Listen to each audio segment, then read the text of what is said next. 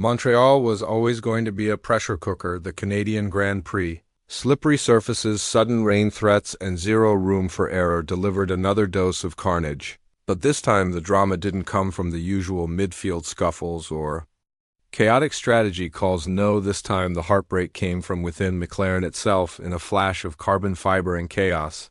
Lando Norris and Oscar Piastri, teammates turned rivals, collided in one of the most dramatic intra-team battles of the season. So far, what happened on track was shocking enough, but what wasn't shown on camera tells an even deeper story. Emotions boiling over team members left stunned, and Andrea Stella's face going completely pale as his two drivers nearly threw away a double points finish. This wasn't just an accident.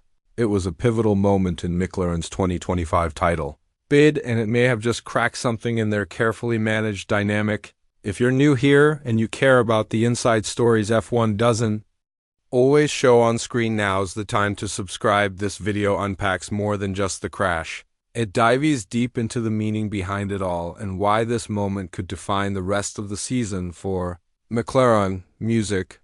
Let's begin with the visible. George Russell's lights to flag victory from pole was a milestone for Mercedes and a moment of pure redemption. But somehow it wasn't the biggest story, because while Russell raised his first winner's trophy of the season, the real narrative was unfolding further down the grid, right at the heart of McLaren. This was a battle that had been quietly simmering for months. Lando Norris and Oscar Piastri, two drivers who've largely coexisted in harmony, suddenly became the most volatile pairing on track, and it all blew up in spectacular fashion during the closing laps of the Canadian Grand Prix. It started with strategy. After early stops and mid-race tire switches, the McLarens found themselves in striking distance of third-place rookie Kimi Antonelli. Piastri was closing fast. Norris was even faster.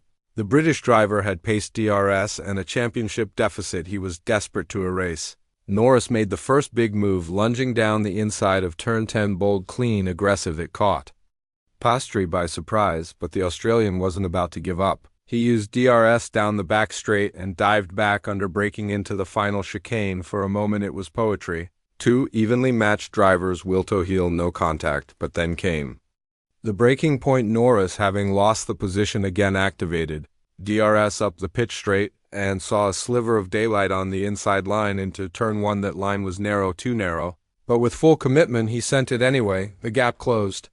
The cars touched, and within seconds Norris's front wing disintegrated against the pit wall. He slid off. Terminal damage confirmed. Race over. Piastri survived, but only just. He managed to limp to fourth. What should have been a high-scoring day for both McLarens had instead become a self-inflicted wound. Now let's examine the why.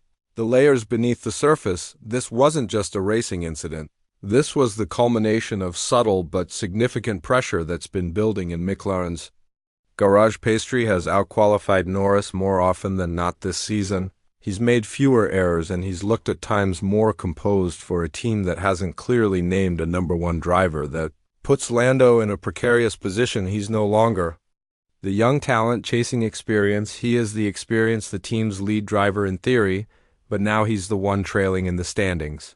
And with the entire world watching, he made a snap decision, one that now defines his season. Sky Sports commentator David Croft immediately remarked that this was bound to happen. It echoes the memory of 2011, the infamous Button-Hamilton collision at the same track in the same team colors. Back then, McLaren downplayed the drama, but within 2 seasons Hamilton had left. Could history repeat itself? Here's what makes that question even more valid: what wasn't shown on camera. According to multiple sources present in the McLaren garage, the aftermath of the crash was tense. One Piastri crew member was reportedly seen shaking his head and walking away from the pit wall before the race had even ended. Engineers were scrambling, not just on strategy, but on damage control. McLaren has worked hard to maintain an image of unity, but in that moment it cracked, and then came the apologies. Norris was quick to take the blame, both on the radio and in the media pen. He didn't make excuses. In fact, he was disarmingly honest, calling the move silly, apologizing to Oscar, to the team, and calling himself a fool. It's admirable, but also revealing that level of self-reproach doesn't come from a one-off mistake. It comes from accumulated pressure. Nico Rosberg, no stranger to teammate tension, delivered one of the most insightful takes. He said Norris's error was